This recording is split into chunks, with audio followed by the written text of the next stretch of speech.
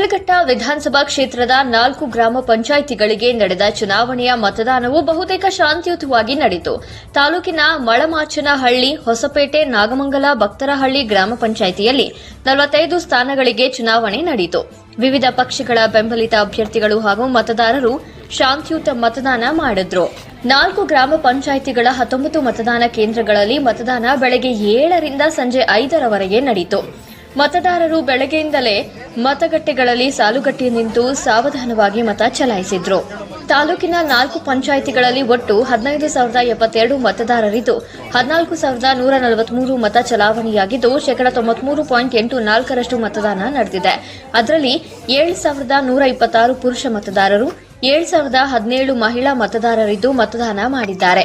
ಪಂಚಾಯಿತಿವಾರು ಮಳಮಾಚನಹಳ್ಳಿ ಪಂಚಾಯಿತಿಯಲ್ಲಿ 4,778 ಮತದಾರರಿದ್ದು 4,481 ಮತಗಳಿಂದ 93.78% ಚಲಾವಣೆ.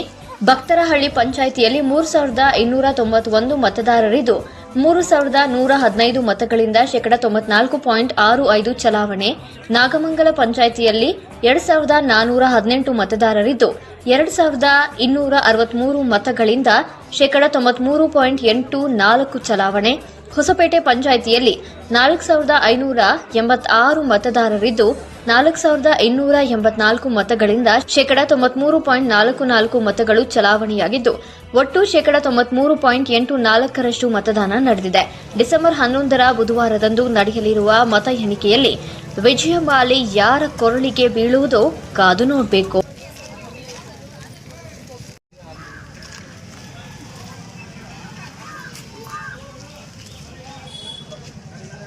ತನುಶ್ರೀ ಅಂತ, ನಾನೀಗ ಇಂಜಿನಿಯರಿಂಗ್ ಮಾಡ್ತಿದ್ದೀನಿ. ನಮ್ಮೂರು ತಾದೂರು ಅಂತ. ಈ ತಾದೂರು ಗ್ರಾಮದಲ್ಲಿ ನಾನು ಮೊದಲನೇ ಬಾರಿಗೆ ಓಟ್ ಹಾಕ್ತಿದ್ದೀನಿ. ನಮ್ಮೂರನ್ನ ಒಳ್ಳೆ ಅಭಿವೃದ್ಧಿ ಮಾಡಲಿ ಅಂತ ಕೇಳ್ಕೊತೀನಿ. ಅಂಥವ್ರಿಗೆ ಜಯಶೀಲರಾಗಿ ಬರಲಿ ಅಂತಲೂ ಕೇಳ್ಕೊತೀನಿ. ಎಷ್ಟೋ ಜನ ಓಟ್ ಹಾಕ್ತಿಲ್ಲ, ತುಂಬ ಜನ ದೂರದಿಂದ ಬರೋರೆಲ್ಲ ಓಟ್ ಹಾಕಲ್ಲ. ಅದರಿಂದ ಒಂದೊಂದು ಓಟು ತುಂಬ ಮುಖ್ಯ ಆಗುತ್ತೆ. ಸೊ ಎಲ್ಲರೂ ಬಂದು ಓಟ್ ಹಾಕಿದ್ರೆ ಅವ್ರಿಗೂ ತುಂಬ ಹೆಲ್ಪ್ ಆಗುತ್ತೆ. ಅಭಿವೃದ್ಧಿ ಮಾಡೋರಿಗೆ ಒಂದು ಹುಮ್ಮಸ್ಸು ಅನ್ನೋದು ಬರುತ್ತೆ ಅಂತ ಕೇಳ್ಕೊತೀನಿ.